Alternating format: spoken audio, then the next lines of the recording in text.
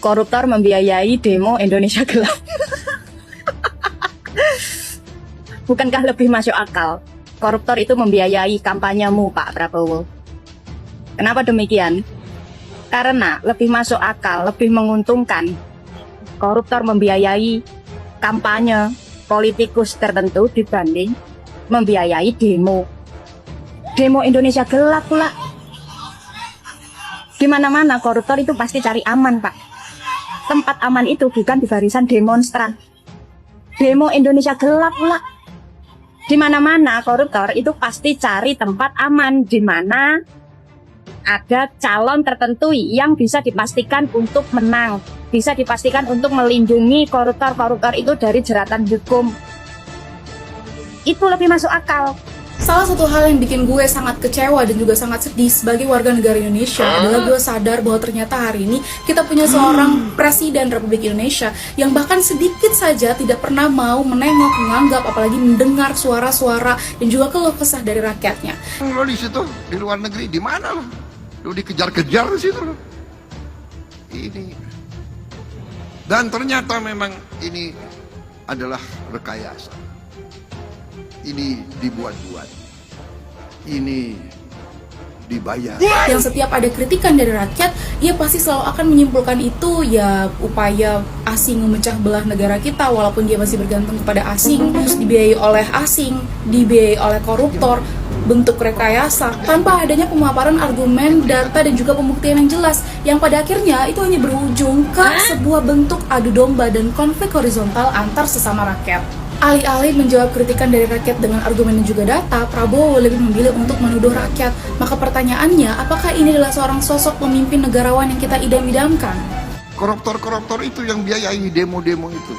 Pak Presiden, kalau memang para koruptor-koruptor itu yang mendanai demo-demo, kenapa nggak bikin undang-undang menghukum koruptor metong?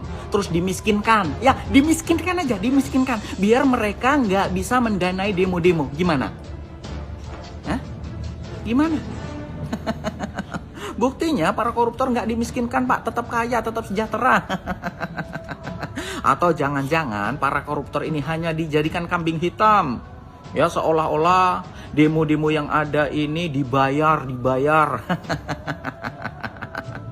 Padahal demo-demo ini juga masyarakat yang ingin, karena memang pemerintahannya ya kayak gitu, wajib di demo, ya kan? Pak Prabowo makin kesini tuh malah makin kesana, guys. Banyak ucapan-ucapan Pak Prabowo yang saya kira itu asal celetuk saja. Pertama, kalaupun ada calon koruptor, baik itu dari kabinet Bapak ataupun bukan, yang kemudian memberikan uang 100.000 ataupun berapapun itu kepada mahasiswa yang ikut demo, jangan kemudian digeneralisir bahwa demo itu dibiayai oleh koruptor. Karena ada ibu-ibu juga yang membagikan cemilan pada saat demo. Kenapa Bapak tidak simpulkan bahwa demo itu dibiayai oleh ibu-ibu? Atau ada tukang cilok yang tiba-tiba ngasih cilok kepada mahasiswa yang ikut demo. Kenapa Bapak tidak simpulkan bahwa mahasiswa itu dibiayai oleh tukang cilok?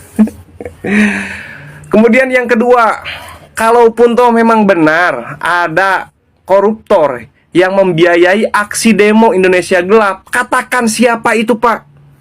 Katakan siapa? Bapak itu sebagai public figure harus bertanggung jawab terhadap apa yang Bapak sampaikan. Kemudian yang ketiga, Bapak itu seharusnya fokus pada substansi apa yang disuarakan oleh mahasiswa pada saat aksi Indonesia Gelap, guys. Apa saja?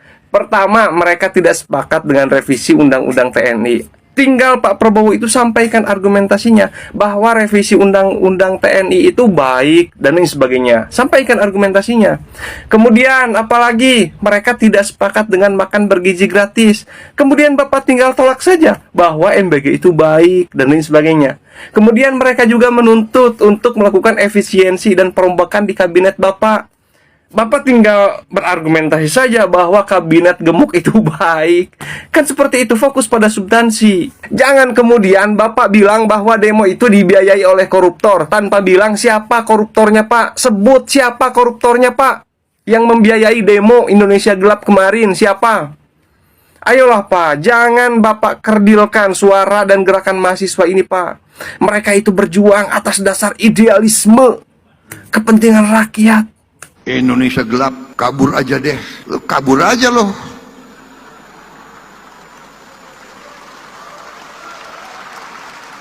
Ternyata memang ini adalah rekayasa. Ini dibuat-buat. Ini dibayar. Indonesia gelap. Kita diusir presiden kita sendiri. Wah, ini gila sih. Kok bisa-bisanya Prabowo itu bilang dengan mudahnya dan mungkin tanpa riset, gua atau kita yang demo, yang ikut aksi tidak pernah dibayar, itu sangat sakit hati rasanya. Kok bisa-bisanya orang yang baru beberapa tahun yang lalu ngemis-ngemis suara ke kita, dengan mudahnya dia bilang seperti itu, nuduh seperti itu. Gue mau ngasih tahu ya ke Prabowo bahwa mantan mertuanya Soeharto itu, dalam sejarahnya Soeharto itu lebih otoriter daripada dia. Tapi mungkin dia harus tahu Soeharto pun akan turun. Soeharto pun diturunkan. Bagaimana dengan Anda? Tinggal tunggu waktunya aja. Koruptor-koruptor itu yang biayai demo-demo itu. Indonesia gelap. Indonesia gelap. Sorry ye. Izin Pak Presiden, mau nanya ini Pak, benar itu Pak yang mendanai demo Indonesia gelap kemarin itu koruptor? Atau cuma sebatas perasaan Bapak aja itu? Kalau emang benar Pak yang mendanainya koruptor, berarti kan Bapak tahu tuh siapa koruptornya.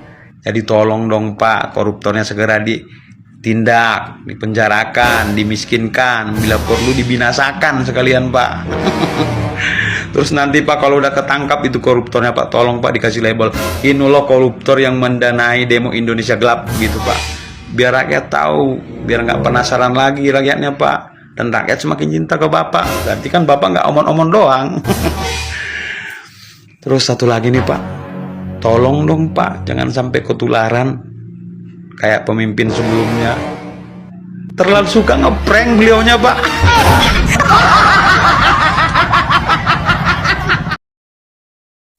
Demo dibiayai koruptor dan Indonesia itu cerah, bukan gelap. Begitu kata Presiden Prabowo di depan kader PSI 20 Juli kemarin. Tapi tunggu dulu, emangnya semua suara rakyat itu beneran bisa dibeli? Pak, aksi protes itu bagian dari demokrasi. Kalau semua unjuk rasa langsung dicap dibiayai koruptor, itu kayak nge-mute suara rakyat cuma karena mereka nggak sepakat. Padahal kan demokrasi itu nggak harus selalu setuju, Pak. Bapak juga bilang kalau banyak orang pintar di Indonesia menyebarkan pesimisme. Ini terasa seperti ada kesan anti-intelektualisme gitu. Padahal kan kritik itu nggak berarti selalu pesimis, Pak. Kalau ada anak muda, akademisi atau aktivis yang merasa bahwa kayaknya ada yang nggak beres deh di negara ini, itu bukan berarti mereka benci dengan Indonesia.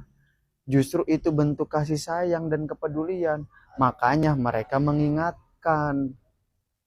Itu hak Bapak. Mau bilang investasi naik, mau bilang bahwa angka pengangguran turun. Tapi coba deh, Bapak tanya ke tukang ojek, tanya kepada fresh graduate atau kepada para buruh, tanya, apakah biaya hidup semakin tinggi? Apakah tantangan hidup semakin berat? Statistik itu penting, Pak. Tapi rasa lapar itu nggak bisa dibohongin. Kalau semua kritik dianggap sebagai ancaman, Bapak seolah memberi restu untuk membungkam gerakan sipil. Lama-lama, siapapun yang nggak setuju dicap sebagai musuh negara. Menurut lo, apakah kritik itu berarti benci negara? Atau justru sebenarnya tanda cinta? Kalau misalkan tempo hari itu Prabowo ngomong demo dibiayai oleh NGO asing, hari ini Prabowo ngomong kalau misalkan demo dibiayai oleh koruptor, pertanyaannya koruptor mana sih Pak yang mau menuntut akuntabilitas negara? Dan kalau misalkan Bapak boleh berasumsi, berarti kita sebagai rakyat boleh dong juga ikut berasumsi bahwa kayaknya kita tuh lebih percaya koruptor itu membiayai kampanye partai, pemilu, dan ya itu what I mean. Tapi gue sepakat deh sama Bapak Prabowo. Gue percaya banget kalau misalkan Indonesia itu hari ini cerah. Saking cerahnya, saking silaunya, sampai-sampai Bapak Prabowo sendiri selaku Presiden Republik Indonesia itu nggak mampu untuk melihat ke bawah, nggak mampu untuk melihat bagaimana ketimpangan yang terjadi di bawah, bagaimana ketidakadilan yang terjadi, bagaimana banyaknya kebijakan-kebijakan yang masih tidak pro terhadap rakyat, jeritan, teriakan, suara-suara untuk meminta keadilan kepada Bapak. Saking terlalu cerahnya Indonesia, ya itu nggak kelihatan gitu. Nggak di regulasinya, nggak di pejabatnya, nggak di kebijakannya. Ya mungkin karena memang dari dulu Bapak harus selalu saja bersandingan dan berdampingan dengan kekuasaan, sehingga memang sangat sulit banget untuk bisa melihat lebih jauh tentang apa fenomena yang dialami oleh rakyatnya. Satu, Pak Prabowo bilang kalau misalkan pengangguran di negara kita itu justru menurun. Klaim yang sungguh sangat-sangat luar biasa. Karena faktanya kita melihat bahwa pengangguran di negara kita tahun ini justru meningkat lebih jauh. Indonesia itu masuk peringkat kedua pengangguran tertinggi di Asia. 7,28 juta orang menganggur, artinya yang tidak terdata bisa jadi yang menganggur lebih banyak. Pekerja yang diinformalkan sebanyak 86 juta lebih, 3,3% pekerja formal telah menganggur, dan 1,2 juta pekerja berpotensi PHK akibat perang tarif global. Hari ini itu bukan hanya yang nganggur banyak doang, tapi yang udah dapat pekerjaan masih belum mendapatkan hak-haknya sebagai pekerja. Upah murah, jam kerja panjang, tapi gak ada status yang jelas dan ya perlindungan juga nggak ada. Nah justru kita sebagai rakyat harus bertanya nggak sih Pak, di mana letak janji 19 juta lapangan kerja? Pak Prabowo juga bilang kalau misalkan kemiskinan di negara kita itu juga menurun, sebuah klaim yang juga sangat luar biasa. Yang faktanya bahkan kemiskinan ekstrim di Indonesia itu naik menjadi 15,42 juta jiwa. Dan perhitungan garis kemiskinan versi Bank Dunia itu diprediksi meningkatkan angka kemiskinan Indonesia menjadi 194,6 juta jiwa, jauh di atas 24,6 juta jiwa jika kalau misalkan kita merujuk pada data di September 2024. Bahkan banyak banget pakar-pakar yang nyebutin kalau misalkan standar garis kemiskinan yang hari ini versi pemerintah itu merupakan standar yang cukup sangat-sangat tidak merefleksikan kenyataan dan bahkan sangat miris. Pakar itu berpendapat bahwa walaupun masyarakat Indonesia itu masih bisa hidup dengan uang 20.000, itu masih belum tentu bisa menentukan bahwa dia itu adalah orang yang mampu atau sebaliknya, karena banyak diantaranya justru mengandalkan bantuan orang lain atau pada akhirnya ya terjerat utang. Kalau bisa dibilang sih, kalau sekedar survive, kayaknya orang Indonesia itu sangat pandai banget untuk survive dan bertahan hidup di tengah masa-masa yang krisis. Contoh, salah satu warga kelas bawah di kota Semarang, Jawa Tengah, namanya Pak Ahmad Marzuki, dia tuh bilang kalau misalkan standar kemiskinan versi pemerintah sangat-sangat tidak manusiawi. Menurut beliau, uang 20.000 saja itu bisa habis dalam sekali hanya untuk beli beras, sedangkan belum beli lauk, sayur, apalagi buah. Pak Prabowo juga bilang kalau misalkan kritik itu direkayasa, kritik itu dibayar, dan lain sebagainya. Pak, yang ngekritik itu bukan kerabat Bapak, bukan juga orang-orang dalam kelompok Bapak, bukan 1 atau 2 orang aja, tapi jutaan. Mulai dari para ahli, para akademisi, guru-guru besar, para seniman, sejarawan, para ibu-ibu yang anaknya ratusan menjadi korban dari keracunan makan bergizi gratis yang sampai hari ini masih belum ada pertanggungjawaban dari negara, para guru-gurunya yang masih jauh dari kata sejahtera yang digaji per 3 bulan sekali, dan bahkan ada yang lebih parah dari itu, hingga rakyat kecil ya kayak kita. Itu tuh apakah merupakan sebuah bentuk rekayasa? Itu adalah jelas-jelas merupakan sebuah efek, dampak dari setiap keputusan dan juga kebijakan yang diambil oleh pemerintah hari ini. Mana mungkin rekayasa sih Pak? Hidup di tengah masa-masa yang krisis kayak gini, kita harus dipaksa untuk mikirin bagaimana caranya bertahan hidup, tapi juga harus digelisahkan dan mikirin gimana caranya untuk bisa tetap berisik dan juga kritis. Walaupun pada akhirnya ya suara-suara kita nggak pernah didengarkan, karena lagi-lagi ya rakyat hanya sebagai angka statistik semata, bukan Pak?